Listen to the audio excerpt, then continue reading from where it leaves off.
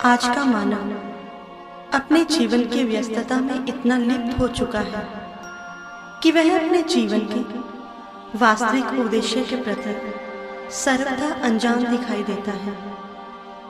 मानव का जन्म जिस कारण इस धरा पर हुआ है, वह कारण मानव ने अपने से कोसों दूर कर दिया है।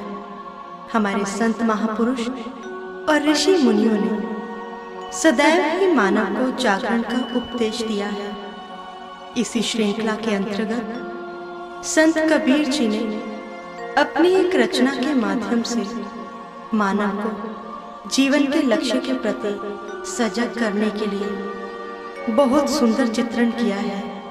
आइए हम सभी उनकी इस रचना के माध्यम से अपने जीवन लक्ष्य के प्रति श्रवण करें।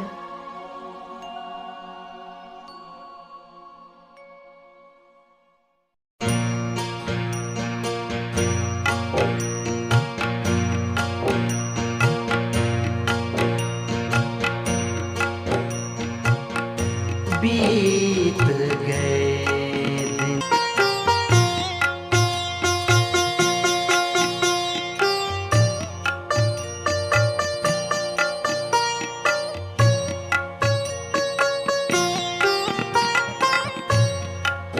लाहे कारण मूल गवायो,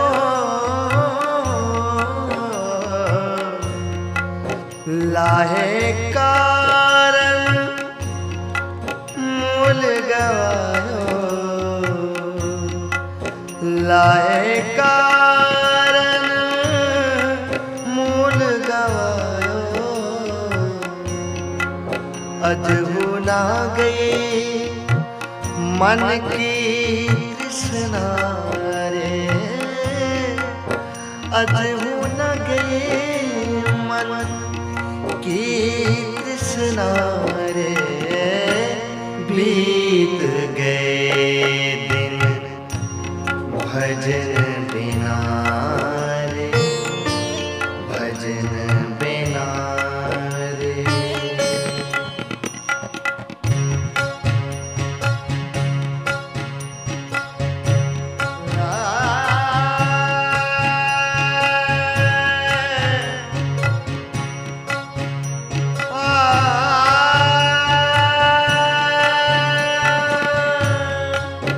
कहत कबीर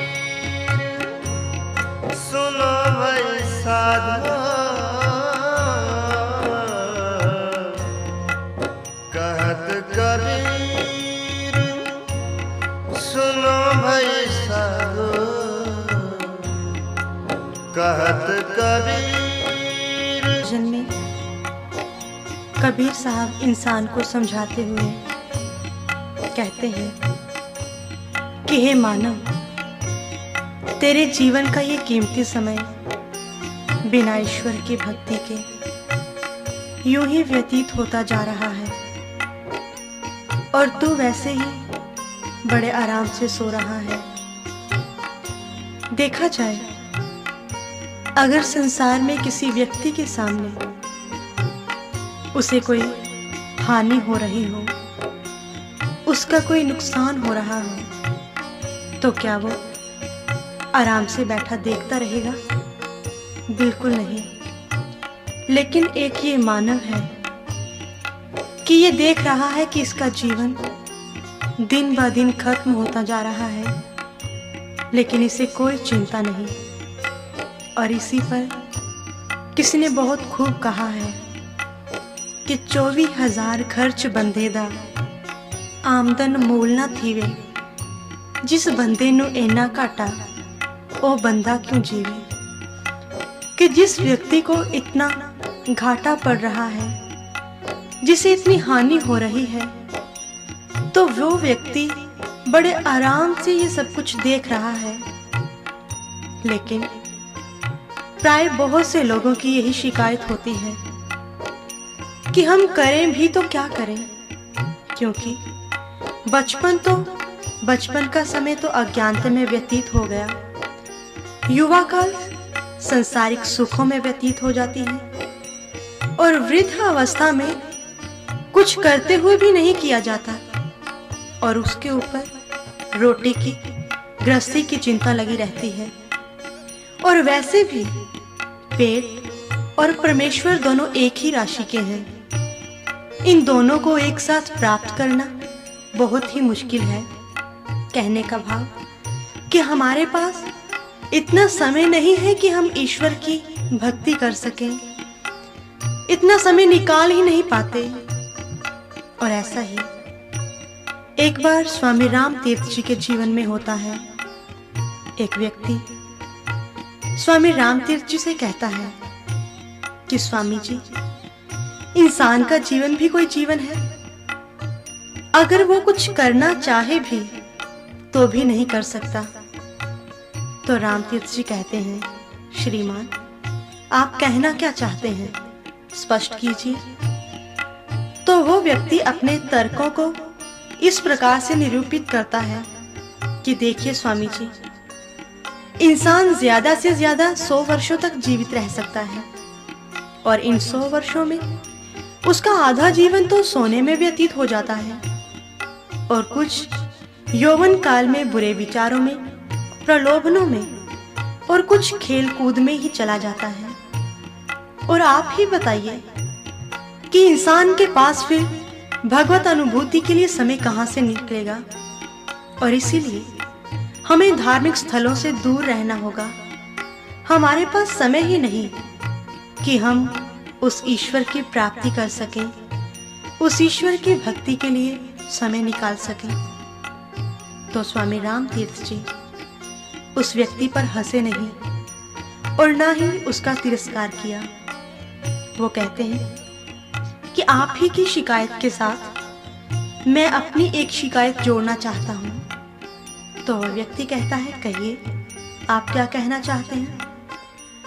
तो राम कहते हैं कि मुझे कोई इस पृथ्वी पर इतनी जमीन दिखाई नहीं देती कि जो मेरे लिए भोजन की व्यवस्था कर सके, जिसमें मेरे लिए भोजन के लिए अन्न पैदा हो सके। तो व्यक्ति आश्चर्यचकित होकर पूछता है कि मैं मान लेता हूं कि आप कुछ ज्यादा खाते होंगे, लेकिन आप ऐसा नहीं कह सकते कि आपके भोजन के लिए, आपके लिए अन्न पैदा करने के लिए जमीन नहीं है। आपके लिए इतनी जमीन तो है जरूर जो खाद्य सामग्री पैदा कर सकती है। तो राम कहते हैं, इस पृथ्वी पर आप देखिए कि 3/4 भाग में तो जल भरा हुआ है, 1/3 भूमि के हिस्से में रेगिस्तान है, काफी भूमि पर पहाड़, पर्वत, पत्थर फैले हैं, नदियां, झीलें और भी बहुत कुछ है। और इस पर रेलगाड़ियां, सड़कें, मार्ग, ना जाने किस किस चीज ने इस पृथ्वी को घेर रखा है। फिर आप ही बताइए कि कौन सी ऐसी पृथ्वी है, कौन सी ऐसी जमीन है जिस पर मेरे लिए अन्न पैदा किया जा सके। तो वो व्यक्ति कहता है कि स्वामी जी, आपका यही निष्कर्ष सही नहीं है। भले ही आपका तर्क सही जान पड़े, परंतु आपके इस तर्क के रहते हुए भी पृथ्वी आपको जीवित रख सकती है। तब राम बोले, श्रीमान जी, अगर मेरी शिकायत निराधार है तो फिर आपकी शिकायत भी निराधार है, क्योंकि आपके पास, आप सोचते हैं, समय नहीं है। अगर ये पृथ्वी मेरे लिए भौतिक भोजन की व्यवस्था करने के लिए सक्षम है तो आप भी आध्यात्मिक प्रयोजन के लिए पर्याप्त व्यवस्था कर सकते हैं। हाँ, अगर इस समय का सदुपयोग किया जाए, आपको कभी समय की कमी का आभास ही नहीं होगा। जैसे कि हम संसारिक काम करने के लिए अपना टाइम टेबल बनाते हैं और सबसे पहले हम उस काम को करने की कोशिश करते हैं जिसे हम सबसे ज्यादा महत्वपूर्ण समझते हैं।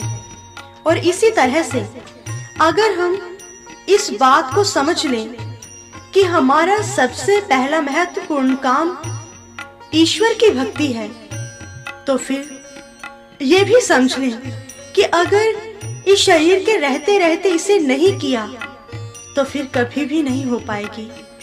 इसीलिए सोचने की जरूरत है।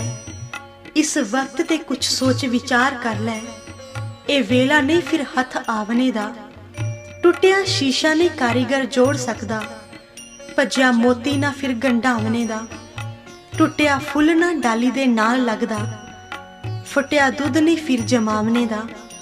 ਸੰਤ ਆਖਦੇ ਨੇ ਪੁਕਾਰ ਕੇ ਸਾਈਂ ਲੋका, यही वेला है रब नू पावने दा। ये मौका है, ये शरीर एक साधन है उस ईश्वर की प्राप्ति का, और इसीलिए ये दोनों चीजें परस्पर चलती हैं। संसारिक कामकाज भी करो और साथ ही साथ ईश्वर की भक्ति भी। अगर यही सोचते रहे कि हम कौन सा रास्ता अपनाएं, किस तरफ अपना ध्यान लगाएं, इसी सोच सोच में कहीं ऐसा ना हो जैसा कि उस व्यक्ति के साथ हुआ जो एक बार रेलगाड़ी में सफर कर रहा था। उसे प्यास लगती है और उसके पास एक सुराही है। स्टेशन पर गाड़ी रुकी, वो उतरता है और सुराही को भरने के लिए नल के नीचे उस सुराही को लगाता है, लेकिन ध्यान इस तरफ है कि मेरी गाड़ी ना छूट जाए। उसने देखा कि उसकी गाड़ी चलने को तैयार है। वो दौड़ता हुआ गाड़ी पर चढ़ता है और दुख की बात कि जब वो सुराही को देखता है तो सुराही तो खाली की खाली ही थी, क्योंकि उसका सारा ही ध्यान गाड़ी की तरफ ही लग गया। उसने ध्यान ही नहीं दिया कि उसकी सुराही नल के नीचे लगी भी है या नहीं। बहुत दुखी होता है, लेकिन फिर भी सोचता है कि चलो अगले स्टेशन पर भर लूंगा। अब जब अगला स्टेशन आया तो फिर वो उतरता है, और जब वो दोबारा नल के नीचे सुराही को लगाता है तो उसके मन में यही डर था कि कहीं पिछली बार की तरह ये सुराही खाली ही न रह जाए। इसीलिए सारा ध्यान उस सुराही की तरफ लगा देता है। और जब सुराही भरती है तो जब सर ऊपर उठाया तो देखता है कि गाड़ी वहां से जा चुकी है। इसी तरह से ना खुदा ही मिला ना वसाले सनम, कि ऐसा ना हो कि हम जब इस निष्कर्ष तक पहुंचे कि हम कौन सा रास्ता अपनाएं, किस रास्ते को चुने, तो ये ना हो कि जिंदगी बीत जाए। शमा बुझ गई जब महफिल में रंग आया, जिंदगी ढल गई जब जीने का ढंग आया। ये ना हो कि शरीर चला जाए, ये जीवन खत्म हो जाए और तब हम कोई फैसला लें कि हमने कौन सा रास्ता अपनाना है। इसीलिए हमारे महापुरुष हमें बार बार समझाते हुए यही कहते हैं कि आप समय की कद्र को जानो, और अगर आपने अब समय को नहीं समझा तो ये समय तो ऐसा है जैसा कि एक व्यक्ति ने समय के ऊपर बहुत ही अच्छा चित्र बनाया, और उस चित्र में उसने क्या दिखाया है कि एक नौजवान लड़का बहुत ही खूबसूरत है। उसके माथे के ऊपर बाल लहरा रहे हैं, पीछे से गंजा है, और उसकी गति को देखने से ऐसा लगता है कि वो अभी उड़ जाएगा। तो किसी ने पूछा कि ये कैसा चित्र है, क्या समझाना चाहते हैं आप इसके माध्यम से? तो वो चित्रकार बताता है कि ये समय का चित्र है, और समय बहुत खूबसूरत है। जिसने समय की कदर को जाना है वो इसे आगे से पकड़ता है, और जब वो निकल जाता है ये हमेशा ही उड़ने को तैयार रहता है। और ये अगर एक बार निकल गया तो पीछे से इसे कोई भी नहीं पकड़ सकेगा। इसीलिए बार बार महापुरुष यही चेतावनी देते हैं कि है तेरे आगाज से साबित तेरा अंजाम भी, सुबह का होता बताता है होगी शाम भी। कि तुझे ये बीता हुआ समय बता रहा है, चेतावनी दे रहा है कि जो अब समय चल रहा है ये भी बीत जाएगा। इसलिए कबीर साहब भी कहते हैं, बीत गए दिन भजन बिना रे। बाल अवस्था खेल गवाए, बाल अवस्था खेल गवाए, जब जोवन तब मान घना रे, जब जोवन तब मान घना रे, बीत गए दिन भजन बिना रे, भजन बिना रे। हमारे महापुरुष कहते हैं कि इंसान बहुत ही एहसान फरामोश है। क्यों? क्योंकि जिस ईश्वर ने इसे इतना सुंदर जीवन दिया, इतना सुंदर शरीर दिया, उसे तो पीछे कर दिया और अपने जीवन को अच्छे ढंग से चलाना चाहता है। लेकिन याद है तो आबाद है, भूला है तो बर्बाद है। कि अगर ईश्वर को ही भुला दिया और सोचा कि इसके बगैर मैं अपने जीवन को अच्छे ढंग से चला सकता हूं, तो ये कभी भी नहीं हो सकता। क्योंकि इंसान ने अपने जीवन को कुछ हिस्सों में बांट रखा है। वो सोचता है कि बचपन खेलने के लिए, जवानी में और बहुत से काम हैं, और वृद्धावस्था में भजन सुमिरन किया जाएगा। लेकिन गुरबानी में आता है कि बाल, जवानी और वृद्ध फुन तीन अवस्था जान, कहो नानक हर भजन बिन बिरथा सब ही मान। कि ये कोई कंडीशन नहीं है, कोई शर्त नहीं कि आपने बुढ़ापे में ही ईश्वर की भक्ति करनी है। क्योंकि इस बात को गुरुवाणी ही नहीं, समस्त धार्मिक ग्रंथ भी कहते हैं, तजन तानि क्रमाणि तदा युस्तन मनोवचा नरणांग येहने विश्वात्मा सेव्यते हरिरीश्वरः।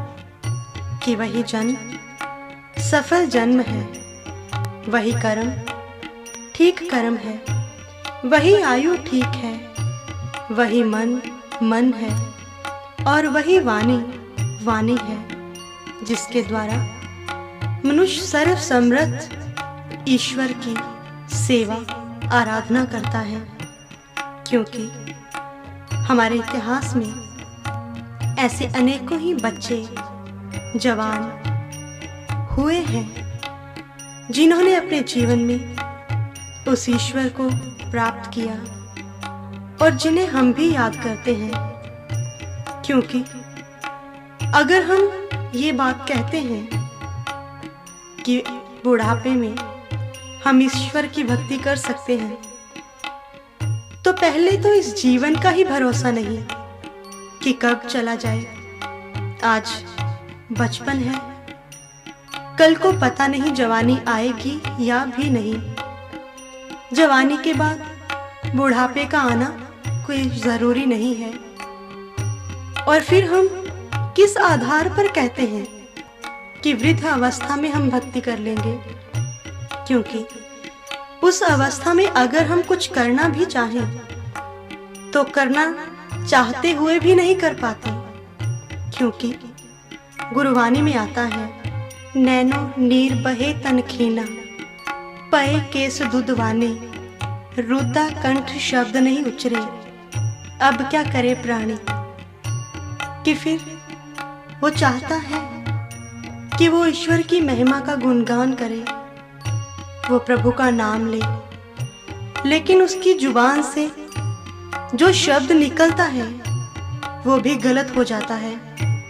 फिर रोता है, पछताता है, लेकिन अब तो कुछ नहीं हो पाएगा। अच्छे दिन पाछे गए, हर से किया ना हेत, अब पछताए होत क्या, जब चिड़िया चुग गई खेत।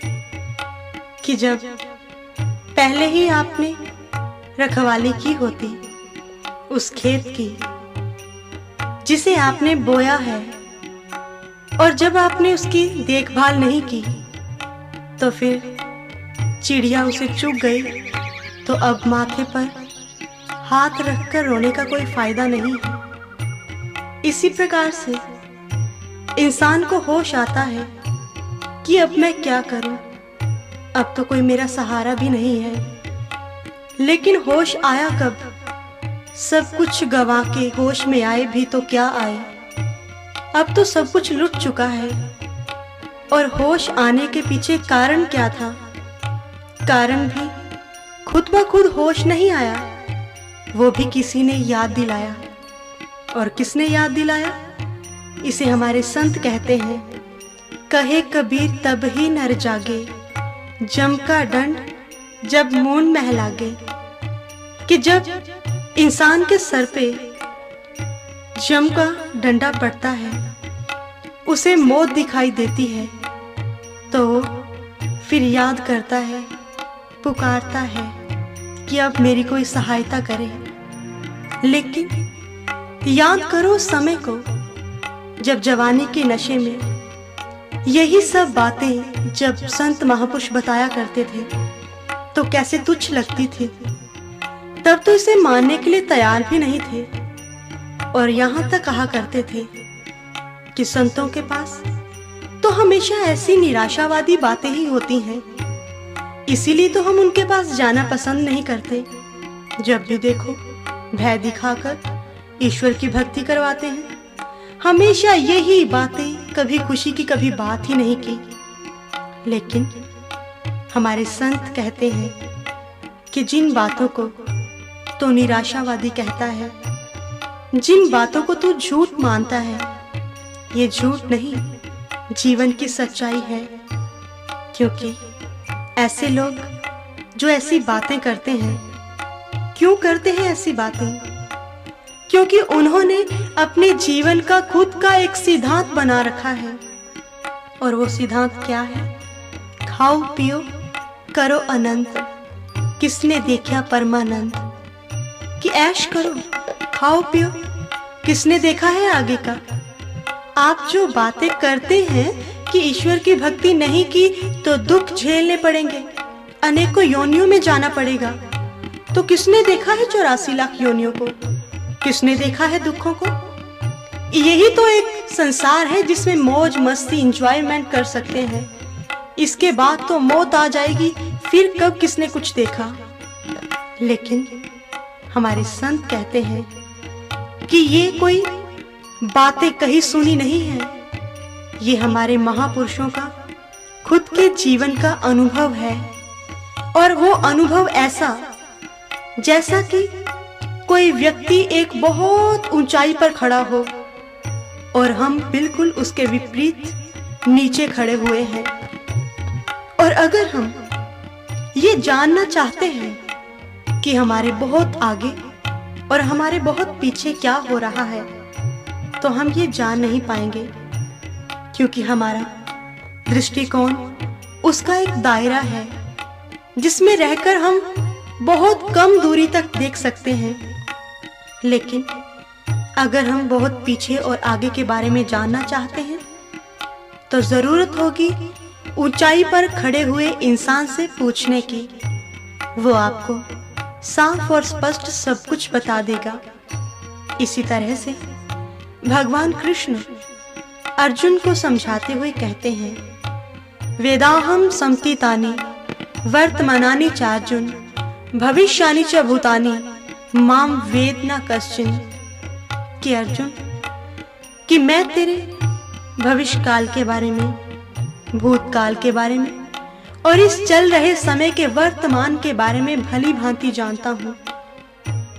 ये महापुरुष उस ऊंचाई पर खड़े हुए व्यक्ति की तरह हैं जो हमें बता रहे हैं कि आगे क्या होने वाला है। क्योंकि हम जीवन का अंत मौत को समझते हैं, लेकिन किसी ने बहुत अच्छा कहा है, मौत जिसे कहते हैं वो आखिरी मंजिल तो नहीं, एक और भी जहां है हदे आदम से आगे। इससे आगे एक और जहां है जहां तुझे भी जाना पड़ेगा। और तू कहता है कि शायद ये भय है, डरावा है, लेकिन ऐसा कुछ नहीं, क्योंकि ऐसी बातें करके हम अपने आप को बहुत बुद्धिमान समझते हैं। लेकिन हमारे महापुरुष कहते हैं कि ऐसे व्यक्ति एक कबूतर से बढ़कर कुछ भी नहीं। जो कबूतर बिल्ली को देखता हुआ उसे भय है मौत का, लेकिन वो अपनी आंखें मूंद लेता है और सोचता है कि शायद अब मुझे बिल्ली खाएगी ही नहीं। लेकिन ये गलत बात है, क्योंकि कबूतर ने आंखें बंद करके उसे बिल्ली दिखाई नहीं दे रही, लेकिन बिल्ली को वो साफ नजर आ रहा है। इसी प्रकार से अगर हम कह दें कि ये सब कुछ नहीं है, तो हमारे कहने से या ना मानने से ये सब कुछ खत्म नहीं हो जाएगा। इसीलिए हमारे महापुरुष कहते हैं कि ये जीवन की सच्चाई है कि अगर इस शरीर को प्राप्त करके जल्दी से जल्दी उस ईश्वर की भक्ति को नहीं जाना, तो तुझे उन्हीं दुखों में दोबारा फिर जाना पड़ सकता है, जिनमें से निकलता हुआ तूने इस शरीर को प्राप्त किया है। इसीलिए हमारे महापुरुष हमें समझाते हुए और क्या कहते हैं, आइए श्रवण करते हैं। लाहे कारण मूल गवायो,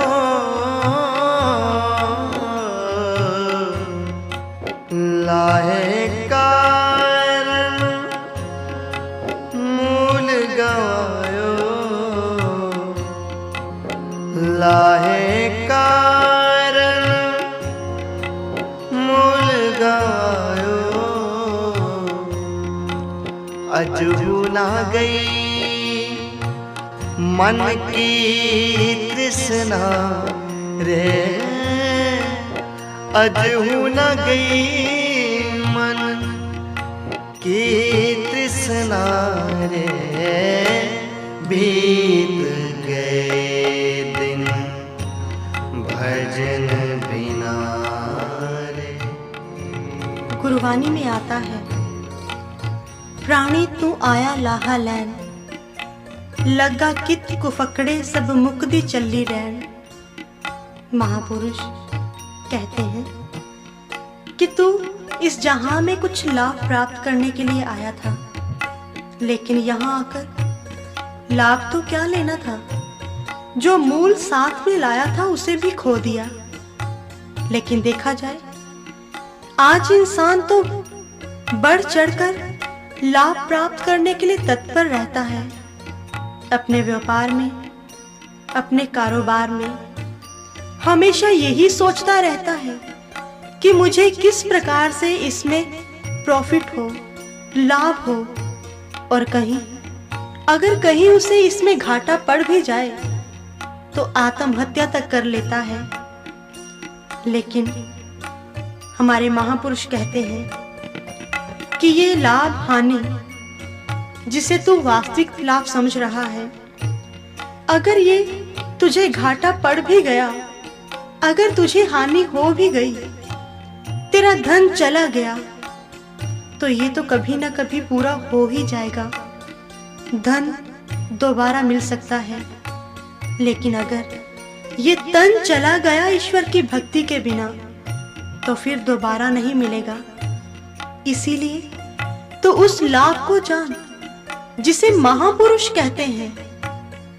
अगर आज के इंसान को ऐसी बातें बताई जाए तो वो क्या कहता है कि मान लीजिए मैं ईश्वर की भक्ति करता हूं, मैं ईश्वर की भक्ति करूंगा तो मुझे क्या लाभ होगा।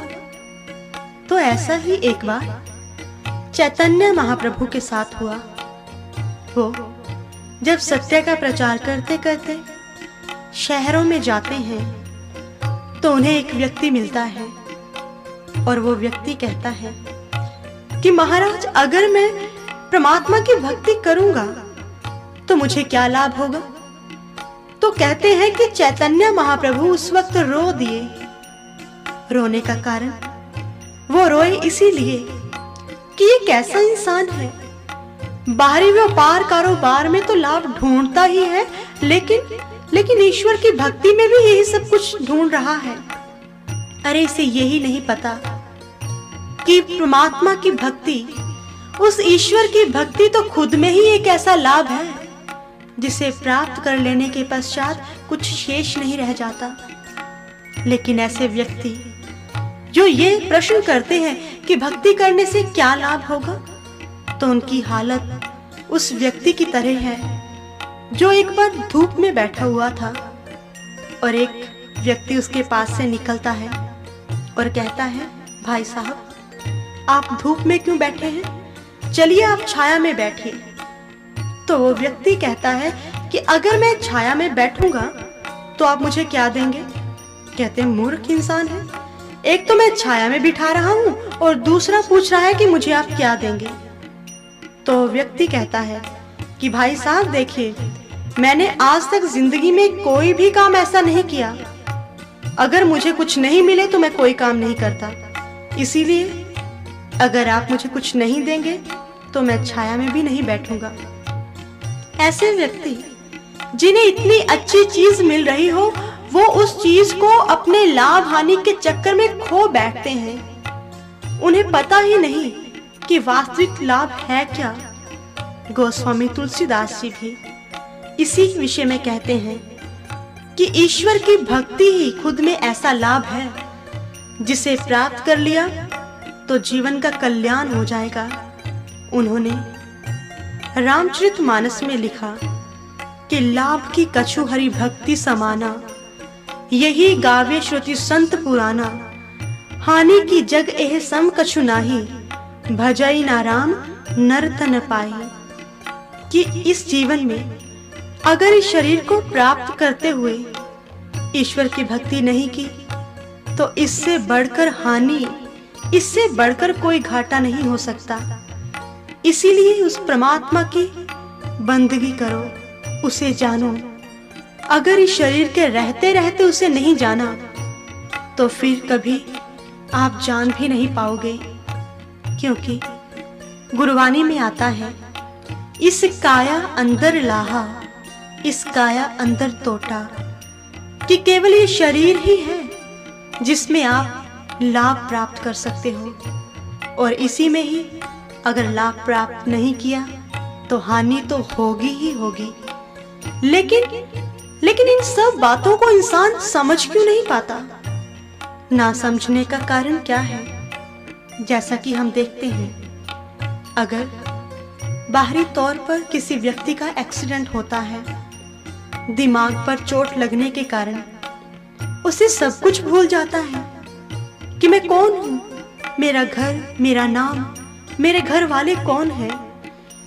लेकिन परमात्मा की तरफ से अगर दोबारा कहीं उसके सर पर चोट लगती है तो उसे सब कुछ याद आ जाता है। इसी प्रकार से इंसान का जन्म जब इस धरा पर होता है तो फिर हमारे महापुरुष कहते हैं कि उस वक्त इंसान का एक्सीडेंट हुआ। लेकिन कैसे? इसे गुरबानी में महापुरुषों ने लिखा, लिव छुटकी लागी तृष्णा, माया अमल वर्ताया। जब से इंसान का जन्म हुआ है तब से ही उसकी तृष्णा दिन ब दिन बढ़ती गई और उस तृष्णा को हम लोग भी देखते हैं। बचपन में एक बच्चा चाहता है कि उसके पास बहुत से खिलौने हों, उसके पास हर एक तरह का खिलौना हो, बस वो मेरे पास ही हो।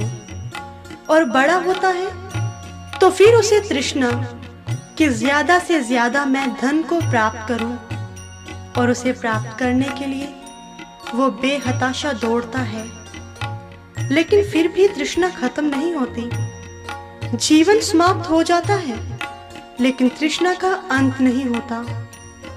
आज तक कोई भी व्यक्ति, चाहे उसके पास कितना ही धन संपत्ति, सुख ऐश्वर्य क्यों ना हो, लेकिन उसकी तृष्णा की अग्नि क्या शांत हो पाई? बिल्कुल नहीं। पिंगला, जो कि एक वेश्या थी, बहुत कुछ है उसके पास, बहुत धनाढ्य लोग उसके पास आते हैं, बड़े बड़े सेठ, और उसके पास आके वो बहुत सी धन संपत्ति उस पे लुटा के जाते हैं। लेकिन पिंगला को लगता है कि अभी भी उसे किसी चीज की कमी है, लेकिन उसे समझ नहीं आ पा रही। एक दिन अपने घर के बाहर पिंगला बैठी हुई थी, तो उसने सामने से देखा कि एक कोई ज्यादा अच्छे कपड़े नहीं पहन रखे, बहुत ही साधारण सा व्यक्ति चला रहा है। लेकिन जब पिंगला ने उसके मुंह की तरफ देखा तो एकदम शांत गंभीर चेहरा, जिसे देखते ही उसके मन को शांति मिलती है और चरणों में गिर पड़ती है कि महात्मा, आप कौन हैं? आपके चेहरे को देखते हुए मुझे बहुत ही शांति मिली और मैं भी इस शांति को प्राप्त करना चाहती हूँ। महात्मन, आप मुझे कोई तरीका बताएं कि मैं उसे कैसे प्राप्त करूं। तो दत्तात्रेय जी समझाते हैं, पिंगला, अरे जिन लोगों से तू शांति, सुख, आनंद की कामना करती है, अरे वो लोग तो खुद तेरे पास ये सब कुछ लेने के लिए आते हैं। और सोच कि अगर जो व्यक्ति खुद कुछ लेने के लिए आया है तो तुझे क्या देगा। अगर तुझे शांति चाहिए तो तुझे उस परमात्मा के भजन की जरूरत है, ईश्वर की भक्ति की जरूरत है, जिसे प्राप्त कर लेने के पश्चात कुछ शेष नहीं रह जाता, कोई कामना, कोई तृष्णा नहीं रह जाती कि मुझे ये मिले या वो मिले। दत्तात्रेय जी ने उस वक्त पिंगला वेश्या को सत्संग सुनाया, बाद में उसे ब्रह्म ज्ञान की प्राप्ति करवाई। और जो पिंगला तृष्णा की अग्नि में जल रही थी, जो चाहती थी शांत होना, लेकिन उसे कोई ढंग नहीं मिल रहा था, तो वो ढंग दत्तात्रेय जी ने दिया। दत्तात्रेय जो एक संत हुए हैं, और संत ही एक ऐसी शीतलता होती है, संतों के पास ऐसी शीतलता होती है कि वो जो इंसान तृष्णा की अग्नि में जल रहा है उसे भी शांत कर देते हैं। जैसा कि गुरबानी में आता है, तृष्णा दादी जल मुई, जल जल करी पुकार, सतगुर शीतल जे मिले, फिर जले ना दूजी बार। कि जब सतगुरु मिलता है तो उस वक्त ऐसी शीतलता, ऐसा आनंद मिलता है कि फिर जीवन में दूसरी बार जलना नहीं पड़ता। बार बार उस अग्नि में जलते जलते इंसान हार जाता है, लेकिन सतगुरु की ऐसी कृपा की बरसात जब होती है तो ऐसा शांत होता है कि दोबारा उसे किसी चीज की जरूरत नहीं पड़ती। क्योंकि हमारे संत कहते हैं कि तृष्णावंत जग में दुखी, आठों पहर कंगाल, जिन पाया संतोष तन, से जन माला माल। कि तृष्णावंत तो दुखी ही रहेगा। हाँ, जिसने परमात्मा रूपी धन को प्राप्त कर लिया, उसकी तृष्णा रूपी अग्नि बुझ गई। जिसके जीवन में ऐसे पूर्ण संत आ गए, सद्गुरु मिल गए, संतों का पदार्पण ऐसे व्यक्ति के जीवन में हो गया, तो फिर तो मानो शीतलता ही शीतलता है। क्योंकि नहीं शीतल है चंद्रमा, हिम नहीं शीतल होए, शीतल केवल संत जन, राम नाम धन होए। इस दुनिया में चाहे कितनी भी ठंडी वस्तु क्यों ना हो कोई भी, लेकिन संतों से बढ़कर शीतल ठंडक देने वाला और कोई नहीं है। और जब ऐसे संत हमारे जीवन में आएंगे तो हमें भी उस मूल से जोड़ देंगे जिसे हमने खो दिया। और जब इंसान अपने मूल से बिछुड़ता है तो फिर तो दुख ही दुख है। पतंग डोरी का सहारा लेकर आसमान की ऊंचाइयों को छू लेती है, लेकिन जब डोरी छूटती है तो वो अपना अस्तित्व भी खो देती है, फिर लोगों के पांव के नीचे रौंदी जाती है।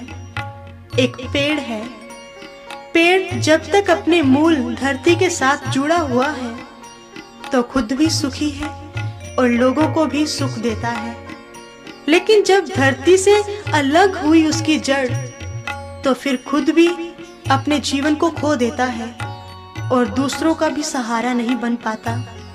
इसी प्रकार से जो हमारा मूल है वो ईश्वर है।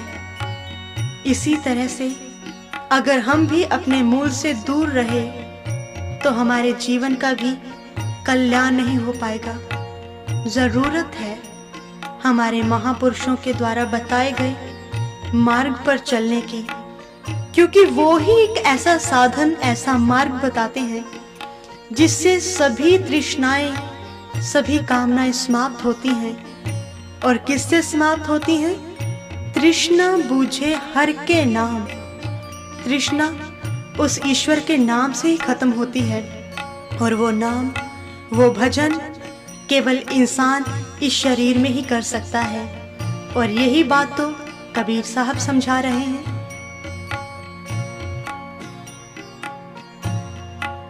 कहत कबीर सुनो भाई साधो,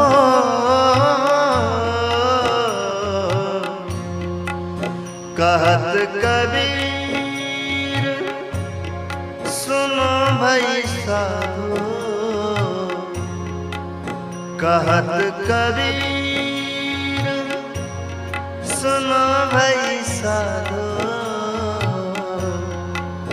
पार उतर गए संत जना रे,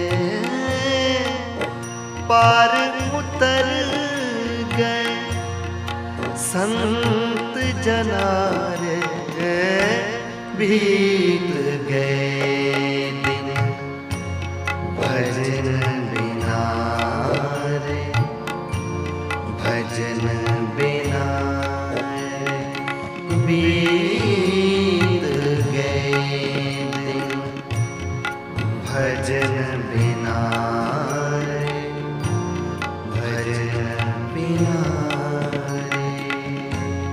इस बात को हम सभी जानते हैं कि ये जीवन एक यात्रा है और इसे पार करना, पार करके अपनी मंजिल को प्राप्त करना इतना आसान नहीं है। ये किसी साधारण व्यक्ति के वश की बात नहीं है। इसे केवल संत जन ही पार कर पाए हैं, क्योंकि इस भव सागर को पार करने के लिए एक शर्त है, कंडीशन है, और वो क्या है? गोस्वामी जी कहते हैं, बार मथे घृत होए बरु, सिकता ते बरु तेल, बिन हरि भजन न भव तरे, यह सिद्धांत अपेल। कि संसार सागर से बिना ईश्वर के भजन के जाने कोई पार नहीं हो पाया। और फिर हमारे मन में एक विचार आता है कि इसका मतलब कि हम इसे पार नहीं कर सकेंगे, या फिर हमें फिर घर बार छोड़कर संत बनना होगा। तो हमारे संत कहते हैं कि बनना तो संत ही होगा, लेकिन जैसा हम सोचते हैं वैसा नहीं कि घर छोड़ के भगवे में वस्त्र धारण करके हम संत बन जाएंगे। लेकिन हमारे महापुरुषों का कहना कुछ और है। वो कहते हैं कि संत बाहरी लिबास से नहीं बना जाता। हर एक वो इंसान संत बन सकता है जिसने उस ईश्वर के भजन को जाना है। गुरबानी में आता है, जिन्ना सास गिरास न बिसरे, हर नामा मन मंत, तानसो सही नानका, पूर्ण सोई संत। कि जिसने अपने श्वास श्वास में निरंतर उस ईश्वर के भजन को किया है, जो हमेशा उसमें लीन रहता है, चाहे वो घर पे है, चाहे ग्रस्त जीवन में है, या फिर अपने गुरु की शरण में रहता है, वो सभी संत बन जाते हैं। और वो ही भजन जिसे कबीर साहब बार बार समझा रहे हैं कि भजन के बिना तेरे जीवन के दिन व्यतीत हो रहे हैं, लेकिन आज तक हमने उस भजन को जाना ही नहीं। और आज हम विचार करें कि आखिर वो भजन है क्या, जिसे प्राप्त करने के बाद, जिसे जान लेने के पश्चात हर कोई व्यक्ति संत बन सकता है, चाहे वो देखने में या फिर संसार में लोग उसे नीच ही क्यों ना कहते हैं। क्योंकि हमारे इतिहास में ऐसे अनेकों उदाहरण आते हैं जिनसे हमें पता चलता है कि कैसे संतों के सानिध्य को प्राप्त करके नीच से नीच व्यक्ति भी संत बन गया। सबसे बड़ा उदाहरण है अजामिल का। अजामिल जो कि लोग बहुत ही जिसे नीच समझते थे। एक बार उन्हीं के गांव में संतों की मंडली आती है, और जब संतों की मंडली ने किसी से पूछा कि यहाँ पर किसी भक्त का घर है, तो लोग मजाक के तौर पे कहते हैं, हाँ महात्मन, यहाँ पर तो बहुत बड़े भक्त रहते हैं, उनका नाम अजामिल है। तो जब संत अजामिल के द्वार पर गए तो जाके कहते हैं कि यही अजामिल भक्त का घर है।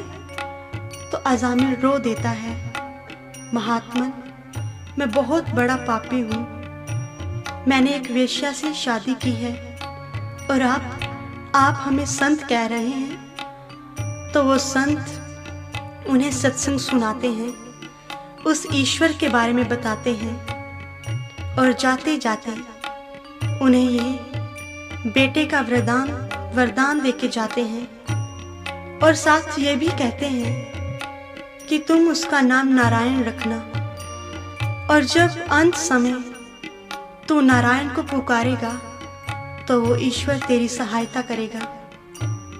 तो उस वक्त जब अजामिल का अंत आया, उसने नारायण को पुकारा, और कहते हैं कि नारायण ने पृथ्वी पर उतर के उसकी सहायता भी की। लेकिन नारद पूछते हैं भगवान विष्णु से, भगवान, अजामिल ने तो अपने बेटे को पुकारा था, फिर भला आप कैसे पहुंच गए वहां पर? तो विष्णु भगवान कहते हैं, इसके पीछे संतों का वरदान था, संतों के वचन थे। संत वचन पलटे नहीं, पलट जाए ब्रह्मन। संतों ने एक बार जो कह दिया उसे कोई पलट नहीं सकता। और उसी अजामिल को आज हम लोग संतों की गिनती में लेते हैं। कारण था संतों का सानिध्य प्राप्त होना, उस ईश्वर के भजन को जानना, ईश्वर की प्राप्ति होनी। और दूसरा उदाहरण गणिका का। गणिका भी कुछ ऐसे ही जीवन को व्यतीत कर रही थी। एक बार बरसात हो रही थी। बरसात में एक संत महात्मा भीग रहे थे, तो उन्होंने देखा एक जगह पर सूखी हुई जगह है जहां खड़े होकर वो अपने आप को बारिश से बचा सकते हैं। लेकिन जब पता चला कि ये एक वेश्या का घर है तो संत वहां से चल देते हैं।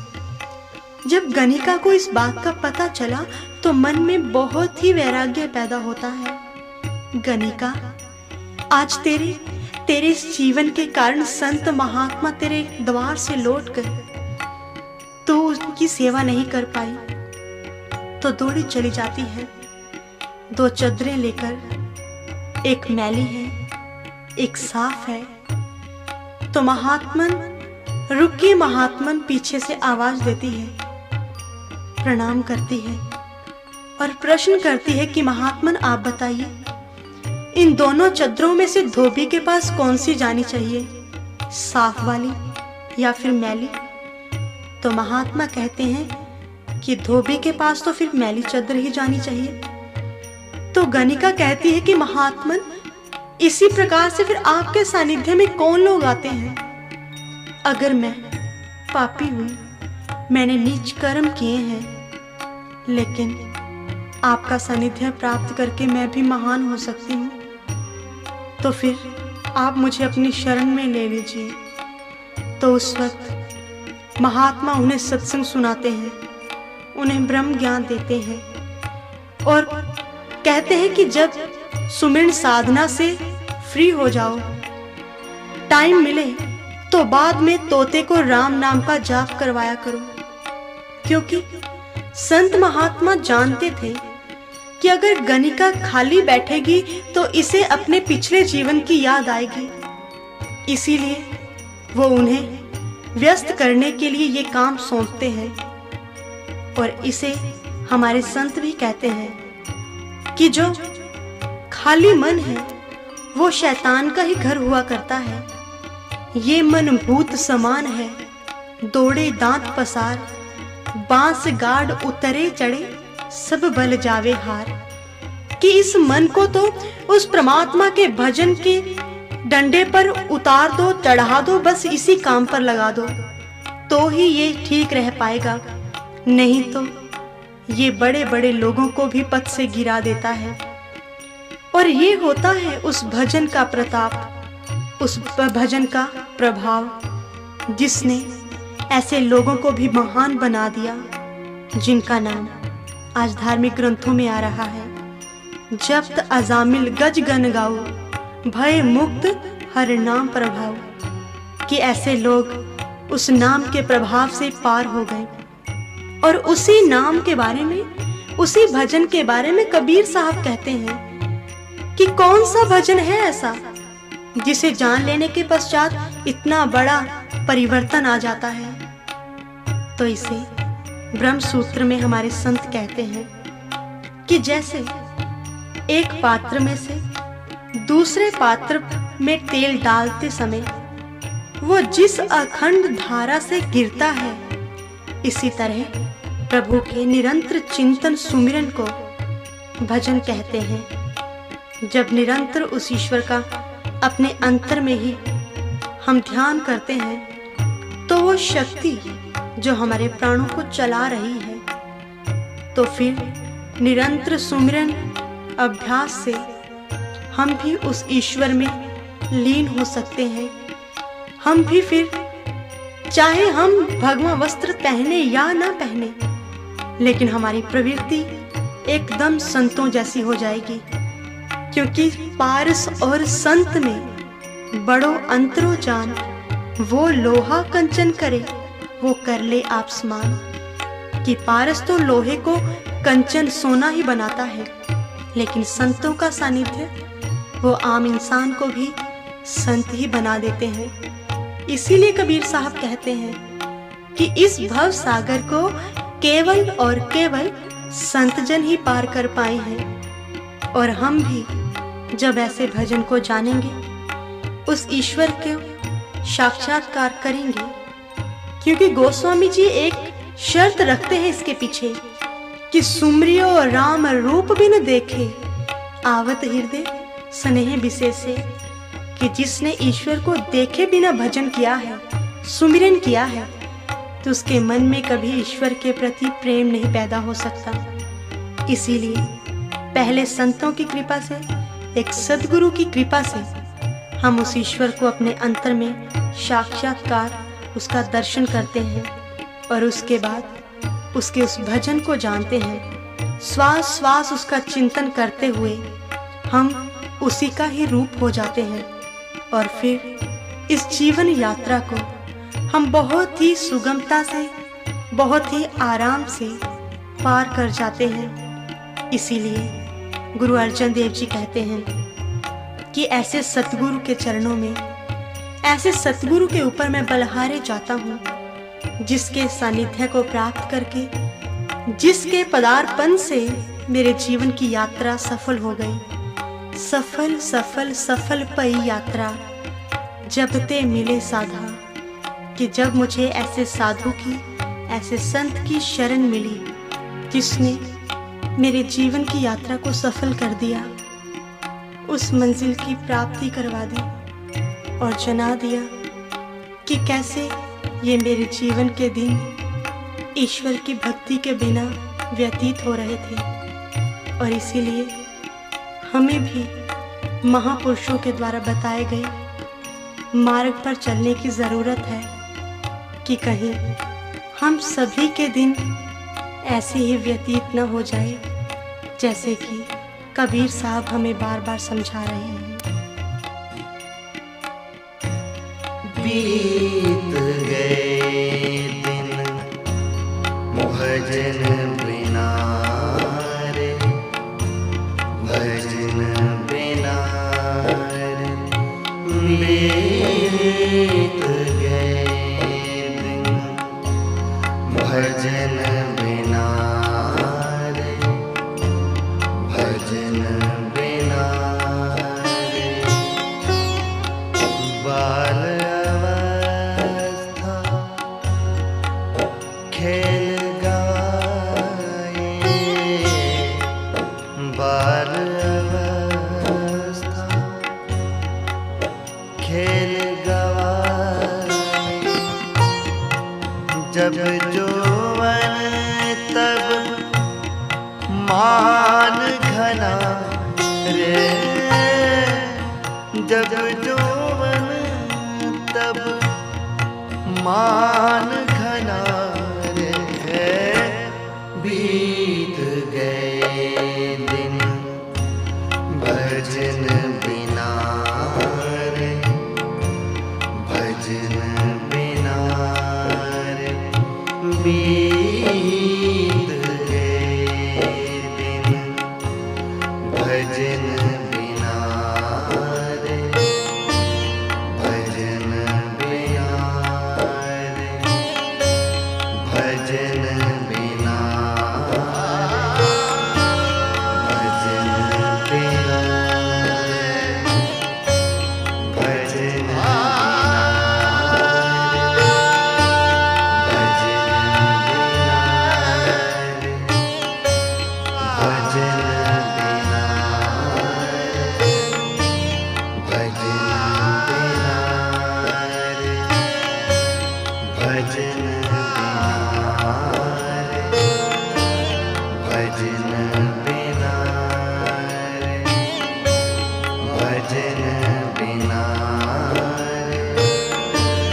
भजन